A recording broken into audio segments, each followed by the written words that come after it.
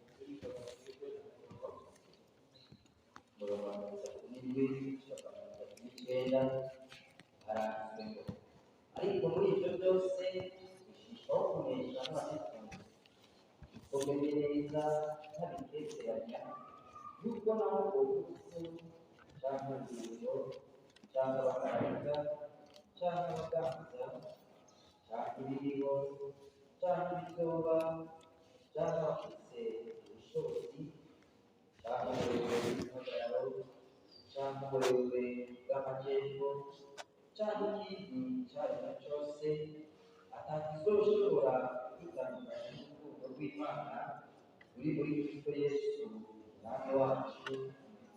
Haleluya. Haleluya. Haleluya. Haleluya. Ntabwo nakimwe ushobora gutandukanya n'urukundo rw'Imana kuko Imana iradukunda bwa mbere.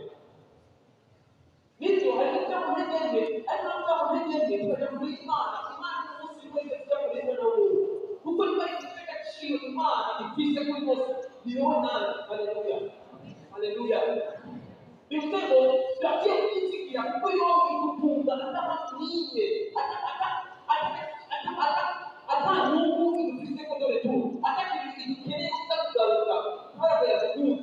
Imana igukunda atarekere n'imwe igukeneye ko ikatubwira ko ibyo abana b'abantu bibuke hari abantu bakunda Imana kubera bafite icyo bayishaka, hari abantu bakunda Imana kubera bikunze igakira ikintu runaka, hari abantu bakunda Imana kubera ko ubwisho bavuze ngo bagashyize wowe bagakira bashobora gupfa bagaca umweruye ku Imana kugira ngo bikunde Imana bikunde ubwo rugo.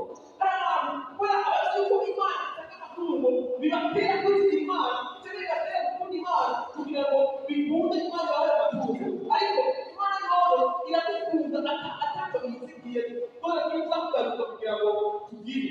Haleluya. Haleluya.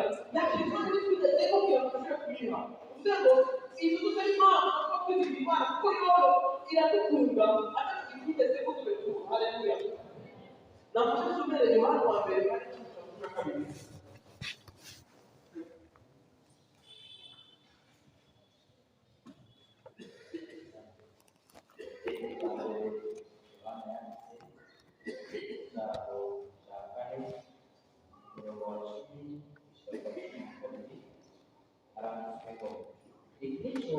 bw'urukundo uko twebwe twakunze Imana ariko nuko ari yo yabikunze igituma gatuma umwana wayo uba ingano y'ibyaha byacu arokora ko Imana yadukunze bityo natwe dukwiye gukundana ntawigeze kubona Imana dukundanye Imana iba muri twebwe no kwikunda waduhinduye muri twebwe.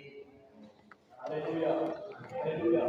Ikintu cyatumye icyo kintu urukundo siko tuba twakunze Imana ariko nuko ari yo yadukunze kigatuma umwana wayo kuba ingororano y'ibyaha byacu. Haleluya, haleluya.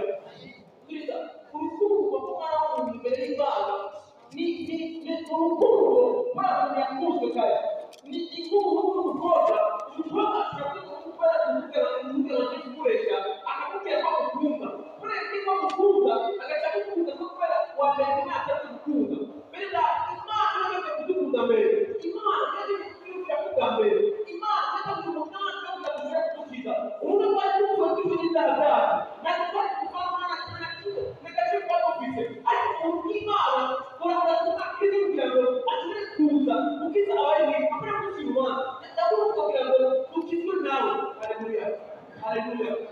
Ubwiza cyangwa kwizigura uhoraho kuko urukundo kwayo ni urukundo utagira ku buzima bwawe urabona kwizigura kuko urukundo kwayo ni urukundo ataba nawe wabwira gusobanura kubera kugira ukuri nta siguro y'igishira kuronka yo gusiga urukundo bw'Imana ku buzima bwawe. Ubwiza kubera kuza amashuri menshi mu buryo bw'Imana yagukunze bakaba babigirwa umenya ko ari ibintu by'abagabo batashaka itegere muri kiko cy'abantu akashobora maze ariko uno munsi n'ababitse bafite amashuri menshi bari kuhoraho. Haleluya, haleluya. Bivuze ngo wowe kubera wowe umuryango ukunze wowe kubera wowe umuryango kite oya wowe utakibwa kugira ngo Imana iyumve umukiza. Haleluya, haleluya, haleluya. Nako kuba iturika nako kuba kusikura na mati iyo usanga kenshi wowe wawe cyangwa bakaba bafite kuri mukizo ariko bakazira mukizo niyo bisanga abana bawe batari kuri mukizo ariko bakizwa. Haleluya. Bivuze ngo icyo mukizo cy'urukundo rw'Imana ni ikindi cyashije hasi oya ni ikindi cy'urugano kuko bigezweho oya kuko imeze cy'urukundo rw'Imana ni kukirira cyane kuko yari ibintu n'urugano umunyagaruka bashire gusa kuko bivuga bagezweho cyangwa se yaje n'urugano abandi babataba gusa ariko Imana ko kuri bose urukundo rwayo rwagaragara bose umuntu wese wayiteguye kugira umutima wiwe Imana yamwakira kuko Imana isura urukundo rwera.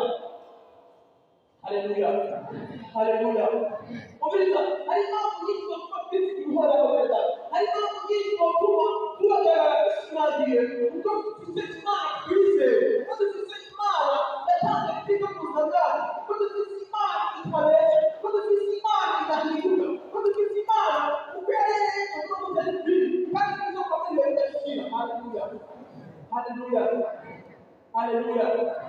Ubiriza iyumvire hano uretse iyumvire icyo wari ejo iyumvire aho bari kuba uno munsi uri kugira ngo wumve neza yuko Imana wizeye atari Imana cyangwa se atari akamana cyangwa se komana atari ikintu cyo gufata uko wishakiye umenye ko Imana ufite ari Imana ikomeye ku buzima bwawe. Haleluya, haleluya, haleluya.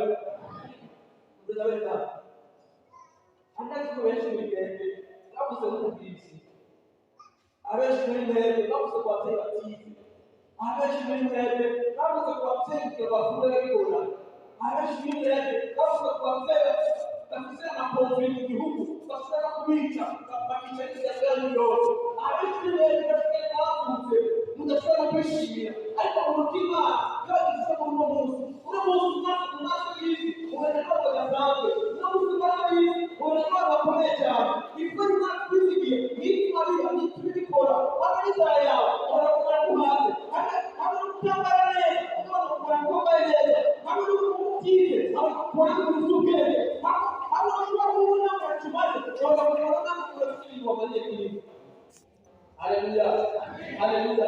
Iyo ugire neza amashuri ufite, iyo ugire neza w'ishuri, iyo ugire neza abayabuza gukora, uce wiyumvira abagabo muri karasibani, uce wiyumvira igira abantu bagufata, uce wiyumvira igira abantu bakubona, uce wiyumvira igira abantu iyo bakubona umwe ngo bararebe, uce wiyumvira ishuri bawe, umubiri ntakiri wowe uri, utagezwa n'Imana, Imana niyo kuri uwo muntu kugira ngo igihugu adasubira. Haleluya. Wakati siwapende kugira ngo babicu.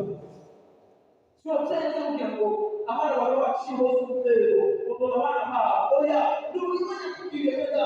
Imana twizeye, Imana dasanzwe, Imana y'ubonezi, Imana tubasha gushyira mu gihugu. Haleluya. Haleluya. Zaburi ya 2:4.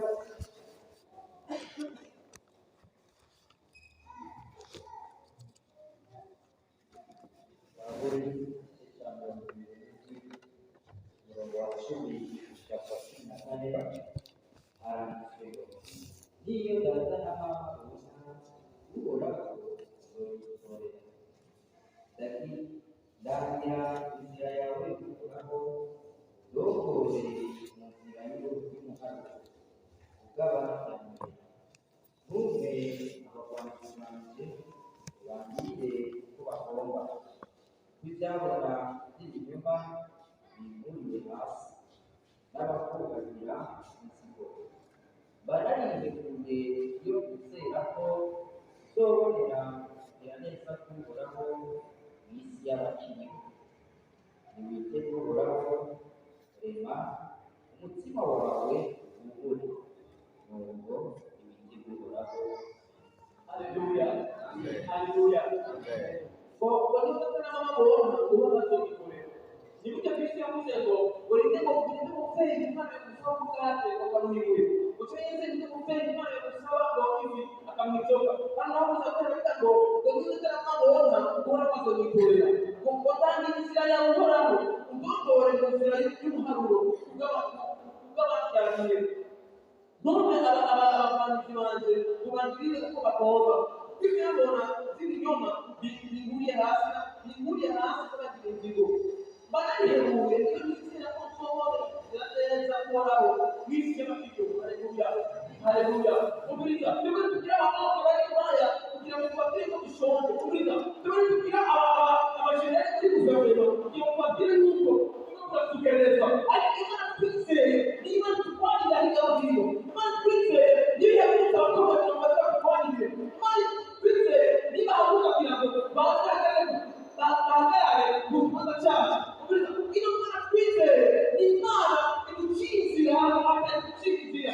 Iyo Imana twizeye ni Imana ifite ibigenza ahantu akareka tubona ariko ntakizera reka. Haleluya, haleluya. Uburiza ino zabo ngo barayiheruye iyo nizera ko tuzobona kugaragaza kuhoraho mwisi yo kwiyuka. Haleluya, haleluya. Sio kugira ngo nabayeho, sio ko ubuzima nabayeho atizera Imana. Nukuri sio ngo nabayeho, sio niko ndiuza stress kwisi, niko ndiuza ngene atabahoro kwisi kuba batizera Imana. Kumena data, kuba batizera Imana nicyo kintu cya mbere gitera stress kugakora ngo. Hasa kama serikali ya mkoa zina kutoka kwa mkuu. Hasa kama ni kombe, kutoka kwa na kwa ndio kwa tunamenda aniti kuona hapo sikuna tukatokora sikuna tukatokora ai Imana twise ukuga barukuye muri iyo Imana turegamiye tuba tumumendo turafite ibikwiye nitwa tumumendo twachongerero nitwa tumumendo umugeni wacu zakwiye. Haleluya, haleluya. Yesu ndiweka tukashika kuri kandi Yesu ndiweka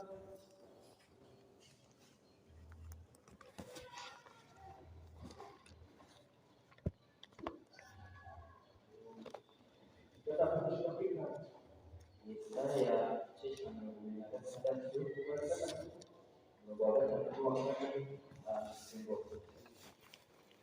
uzozigama amahoro masa umuntu akwegarika ko umutima wiwe uko akwizigiye Niwizigire Uhoraho ibihe byose. Uhoraho Yehova ari we gitandara cyangwa n'ibintu bidashira. Haleluya. Haleluya. Kristo neza yoroheje kuko barabyanga ngo tuzogira amahoro masa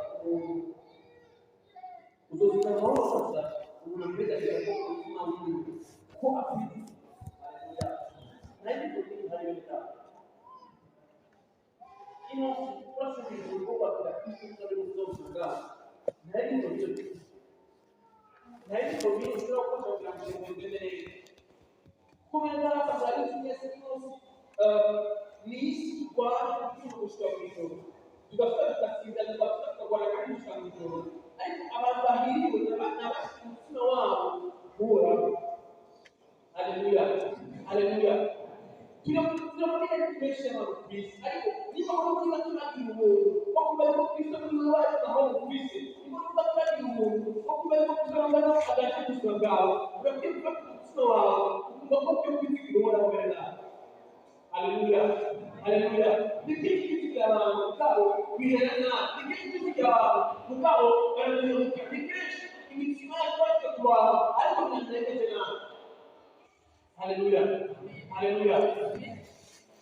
Dibuka kwa kina mtu anapojibuka hadi uchumi hivi. Na tunataka kama kije na kujini si mwanzo. Na tayari tunaona ile tunaweza kwa muonyesha hivi ndio haki. Mama wanataka kutakisha hivi labda kutokeleza kwa ya ndio kama imani ya tunasema hata tunatokeleza Mungu kwa jua leo kama ni wao. Haleluya.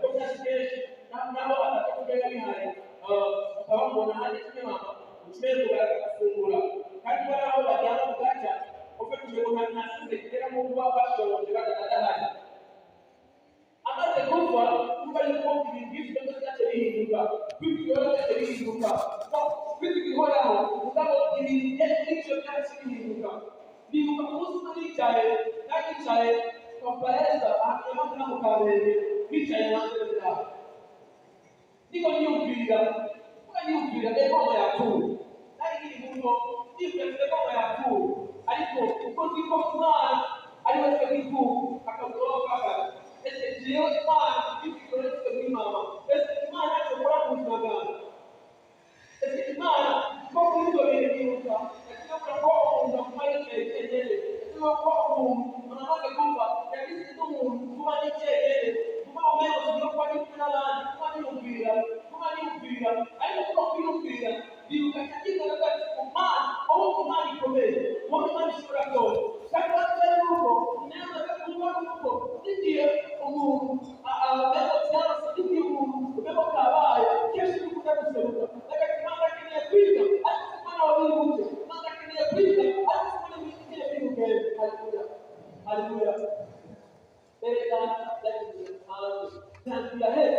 nije kama ndani kicha kwa kutoka kutafuta kwa friend kwa kutafuta yeye ndani chae tukijitahidi kugoroa katika telefoni telefoni mbaya hata telefoni sawa kwa ile mmoja wote tunataka kitu wale watu wanapata tabu tunataka tabu wakati bosi tabu kwa hiyo tukuja kiboyo kwa hiyo okay acha ndio hapo kelele kwa kweli kila imani yake imani sana ndio hapo katika kikoleza ukiko kila kitu hapo hapo chanzo la huko hivi ndio sana nataka kuona chanzo la huko hata ni kwa chanzo la huko hata ni kujiba ndio kwa sababu kwa wewe wako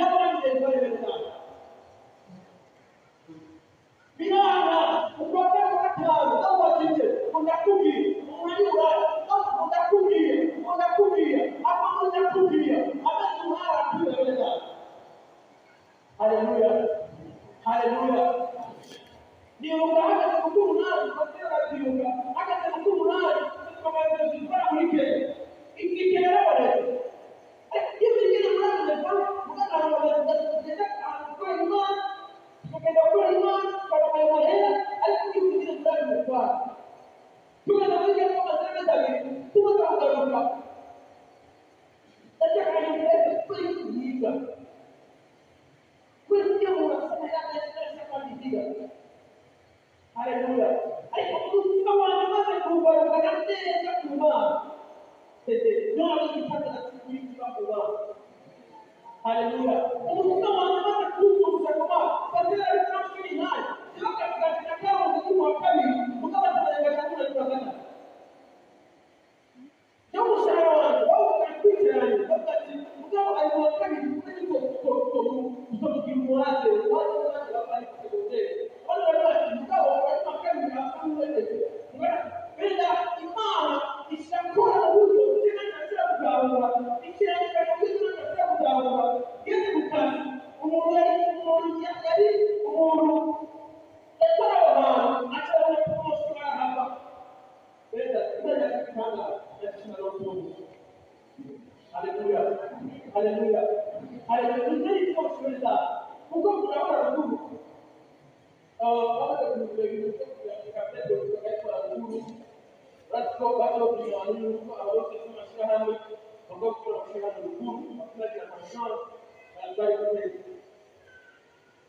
kitega umuntu ataka yaje kumufasha yaje yarunya kuza rugo ariko bakumva kuvuga ko ndibuka mu isi ya mbere twitangura harabayeho ikibazo bagakora ikibazo cy'ikirere aho bagira ngo ni gute bashobora kujumbura ngo bashobora kuza bagashika itega twari twize bagaca bakiyobora nicyo badushobora kuba bari mu gisanzwe cy'icyayi cy'isahani turahitazi turahana ushobora gutanga babwira nabi ariko bakabona baratureba cyangwa ngo ni gute dushobora gutembera bakomeza ko abantu b'ibicurura bakize bakashobora ariko Imana twizeye yari kurwanya ibintu bitandukanye no kuba tutabona aho bakwatira batwaye ariko Imana yoyo yakumenyesha yuko abantu ahubwo dufite akamaro kanini yakumenyesha yuko ahubwo dufite ikosa cyo kubabarira tubona n'ubutumwa bwinshi neza kubera akiye neza no twige kubera icyo bazi ko tuzi ariko n'ubutumwa Imana yakubwiye neza. Haleluya, haleluya. Tupate imitima yacu neza ishire kura hanyuma ngo polisi kuhora mu ndeto kuko hano ariho gutandara cyangwa y'inzira. Haleluya, haleluya. Kitu kama baba tunabie ndio mama alikuwa anaendelea hadi yake mtafiti ya Mungu ameeleza alikuwa mtakaji ushafiki kama baba alieleza hizo kiziza alikuwa anaona kufunga kuja kitu kafiki ushafiki kama baba mwana alikuwa tunapata nini kama sio mnatue alikuwa anafikiri ishawala tuki yako kwa nini ile wao ni ndio kwa wao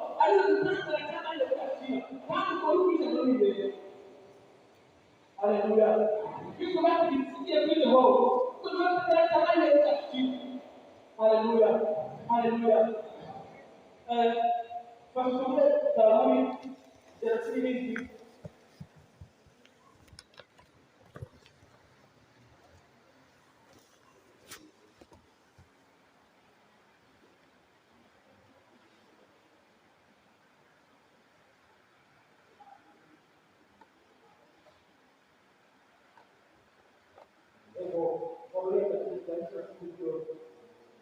Zaburi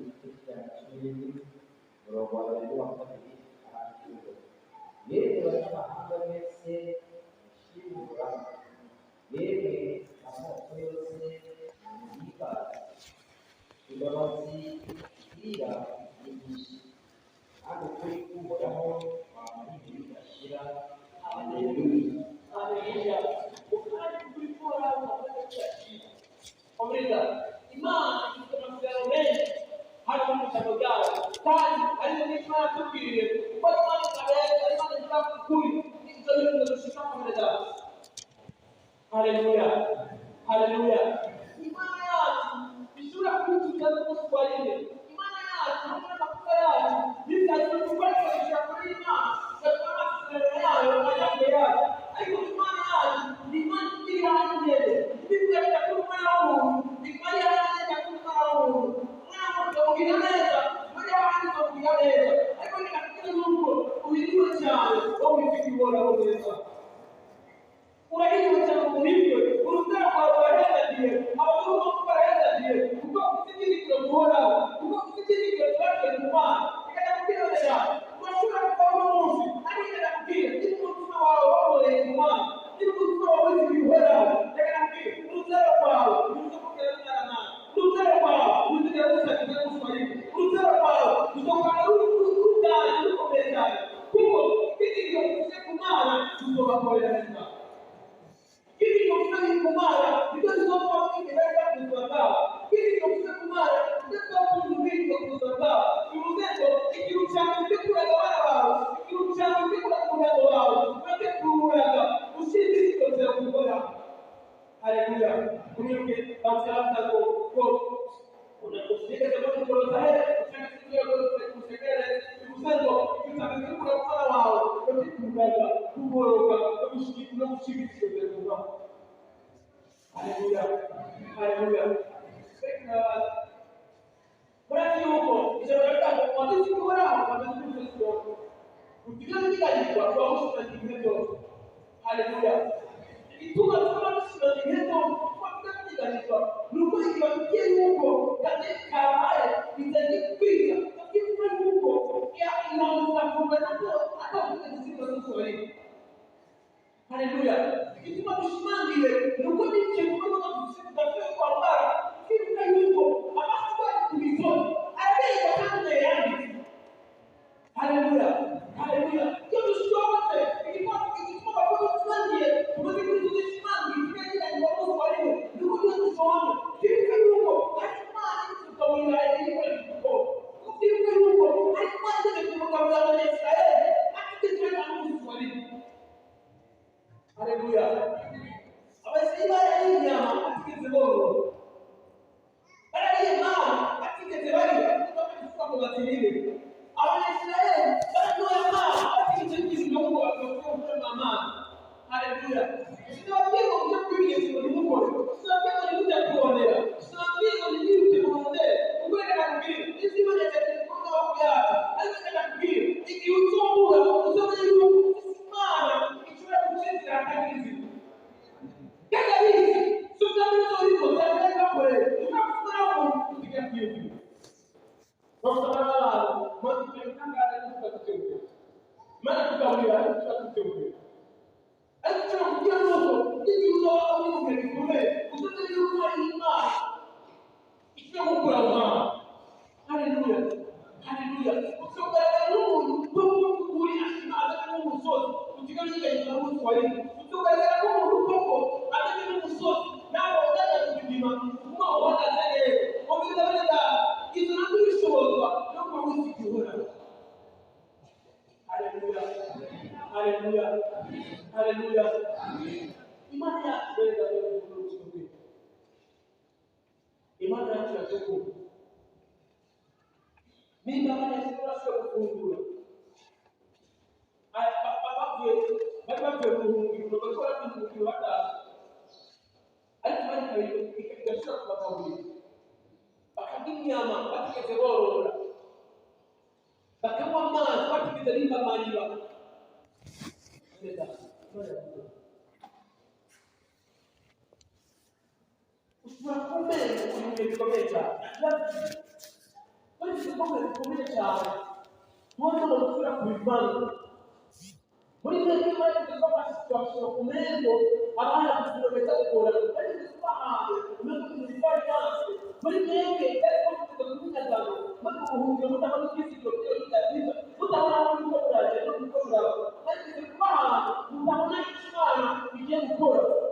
Itu dia sangat kita bisa. Ayo kita masuk itu dia, komento ini, komento saya coba, mana komento ini boleh. Kita boleh belajar. Sisi situasi ulimo, sisi kuturutu chako, sisi tukiale, sisi kucha, ndio mtu wao, au kujikora, ndio mtu wao, usije kusikia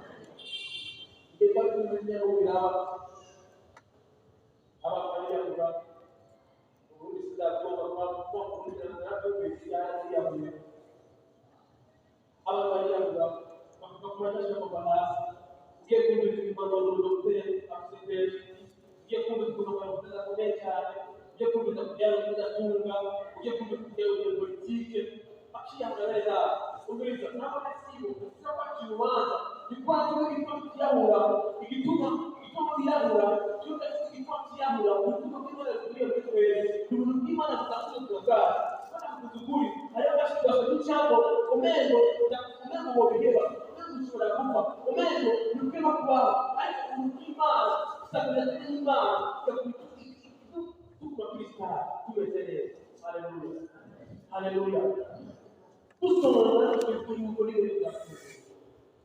dusonga ikibuga yuko ari Imana ishobora kutugaburira batugera hano turi twafata Imana ari Imana ishobora kutugaburira tugize amafaranga mu miryango y'abakuzaburira Imana tukamenya n'amata n'abatopinga uyu mwaka batopinga tukumenya icyizigiro mu Mana yabo nizo bidukomeza byo tugira abaturage haleluya haleluya haleluya iyo baravuga ko abantu babwira nibyo imiceri y'itatu abantu bakoresha bazi bamwe abantu barira imiceri y'itatu amafu yatsinze aho rero abakomeye bararira abafunze bakarira ariko dufite kwizera guhora kuvuga ngo igihe cyose imiceri igihingwa zireba zongera n'imfura igihe cyose bakibahara zimbe zimwe gute kuko bakibahara kuvuga ati none ati n'umunsi ndetse n'umusigo igihe cyose utende bigishoni igihe cyose utende ibikombe byongera igikombe rikora umenya ati nawe nigishino munsi ejo cyangwa igihe cyose abakina gishoni udafite amayagisho abavuga igikombe kandi tuvuga ngo ntacyo twagenda kose ndetse igishoma igihe cyose ubuzima bwakugara mu gihugu igihe cyose akiriho kutangaza tugatuma ndabizi neza yuko umunsi umwe uko biri kose umunsi umwe yakwemeza kuba rero uko biri kose bavuga uruhare ariko umunsi umwe usigizwe kwageza umukozi muri n'abandi haleluya haleluya bereda turibuka Imana yakoze turibuka Imana yakoze ku buzima bwacu ubwira bereda n'ibyo ushobora kwibaza kuko bitari byoroshye ukabona n'ubuzima busize bikomeye cyane ni turabona abantu tuza kubigira tuza kubyumvira ariko kanakubwira yuko ko byari byiza bikomeye cyane Imana yakoresheje n'ibyo umunsi Imana izobyoroshye haleluya haleluya Imana yacu ni Imana nyamana bereda Imana twizeye Imana y'urukundo rwinshi n'urukundo rwinshi ubuzima bwacu Imana yadukunze ubwa mbere Imana yatwibwiye ubwa mbere yakutuguriza ko natwibwiye isi yose haleluya haleluya kuba bakikora kuba bamukikase kumeze yatuguritse izo bintu nimukinege umutima wawe ukunze kugarira kuwurawe kumeza agaciro ufise kumeza ndakiro cyangwa kubona mukubwa ejo hari n'ubiri umeze n'ikimana n'iki cyane kandi abagereza izo n'ikuze kwa mutima wawe ushire ku mana haleluya haleluya haleluya bene Imana yacu ibaraza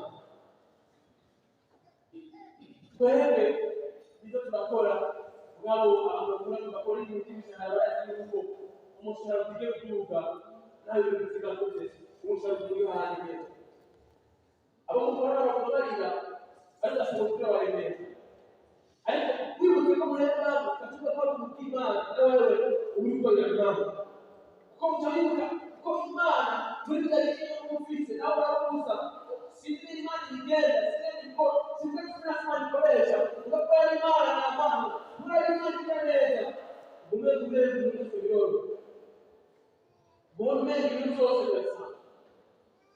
Kora muri bitangaza ariko Imana yakubwira. Haleluya. Haleluya. Haleluya.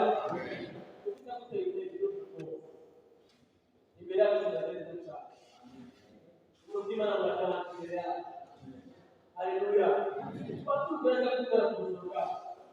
bifata uko gukora ubuzima bwawe unamusubira ko ariko imana umenye neza. Haleluya, haleluya. Urashobora no ariko kera kugira ngo utakuwa mbele kwambara kuja kukora ariko kera kugira ngo ushaka kwambara wowe uri nayo mpamvu ukoresha kugira ngo abantu benshi barebere, uri nayo mpamvu ukoresha kugira ngo abantu benshi bakomere, uri nayo mpamvu ukoresha kugira ngo abantu benshi babone ubushobozi bwabo.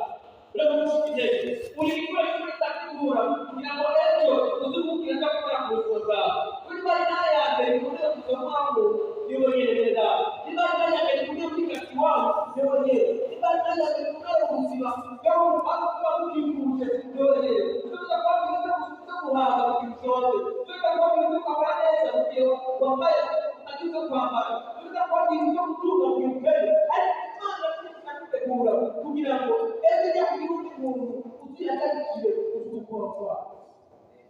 Haleluya, haleluya. Imana yacu Imana yashyizeho atari Imana y'amajuru kwa kurego yokoruka ariko ikigira cyose kugira ngo isigure izuguruka isigure igihura atari kumusudegwa. Imana yacu yishyize igeza kugira ngo ikurishore kugwa idutwaro kugira ngo imirima ishobore kumera ndetse no kugura neza ibyo Imana ikwishura kwa Imana. Haleluya, haleluya.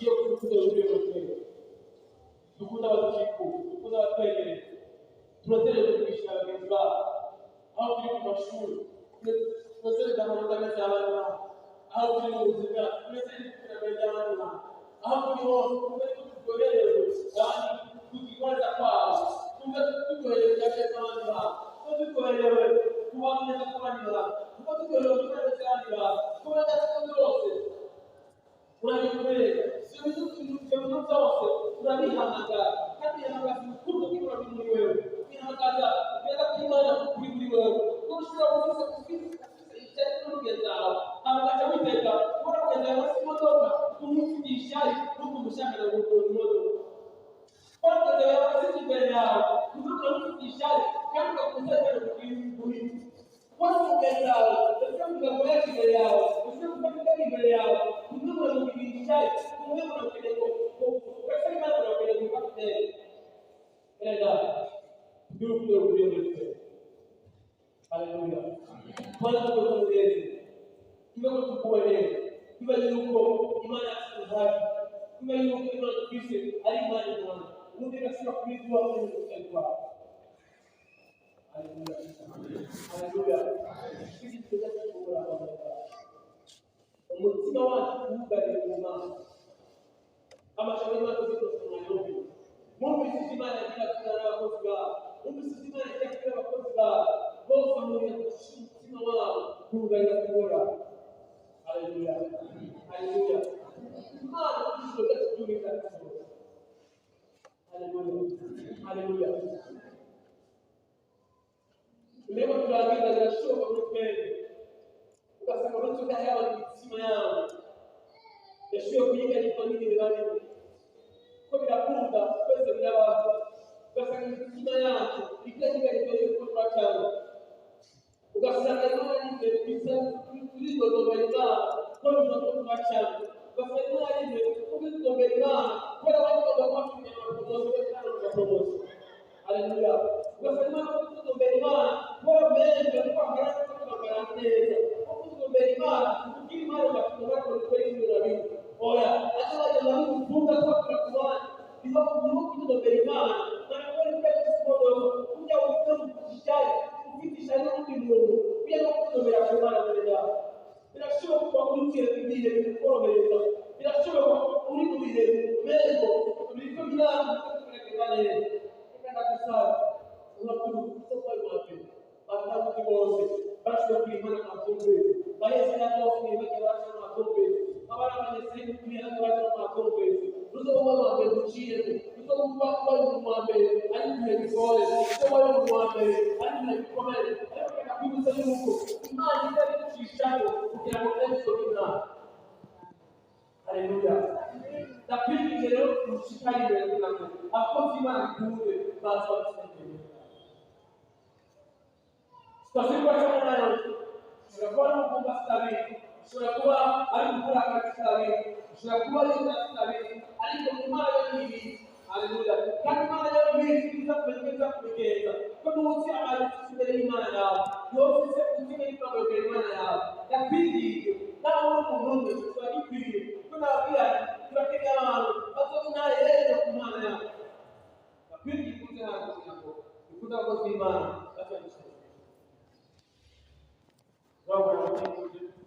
kwa hiyo kuna jambo msani ndio msingi na mambo kwa kanisa kwa imani lakini vitu mpaka waingereza haleluya ndio mtakatifu haleluya haleluya imani tunaeleza imani ndio kwa watu mshikana imani ndio kuzema mshikana imani kumu anawasiku tukamkuunda sana Imana ndio kubadilisha nikasema mbele ashitara kwa sema na kikae kuende asije na watu wa imani na kumshauri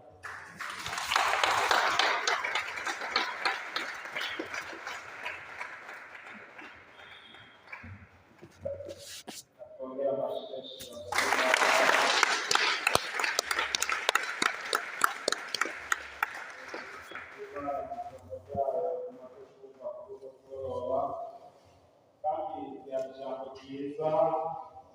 yaduhaye kuzamukanira imbere mu rwego rw'inzira kandi tugashimira n'abantu bitabiriye bakaba baje imbere y'Imana ariko birashoboka nawe Satani akaba ariko arakubwira ngo uze kuraba akaba ariko arakuzirika ariko uyu mwanya mwiza wo kubohoka niba hari ikintu kitagenda neza mu buzima bwawe sohoka ngo inshuti hano imbere umwami tudakwiyeguriye kandi umwami nawe yiteguye kutugirira neza Satani bameze n'ijambo ry'Imana riko riravuga agerageza kwitura mu bugingo bw'umuntu akamwereka ko yisanzwe akamwereka ko ataco bivuze ariko igihe kiba ari ikinyene kugira ngo Imana itugirire neza niko urukundo rw'Imana bariko baratubwira urukundo rutarondera inyungu urukundo ruva ku Mana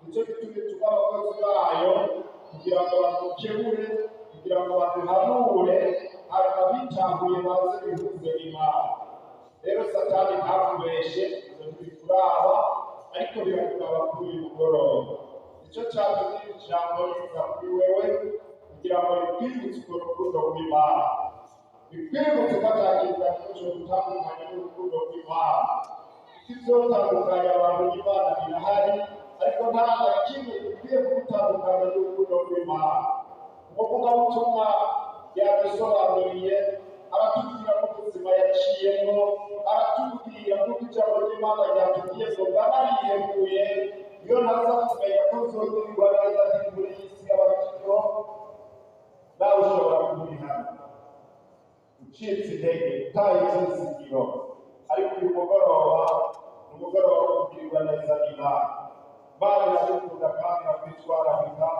kandi yiteguye kutugirira neza ukiri muri iyi si y'abakiriho tugiye gusenga Imana rero kuri uyu mugoroba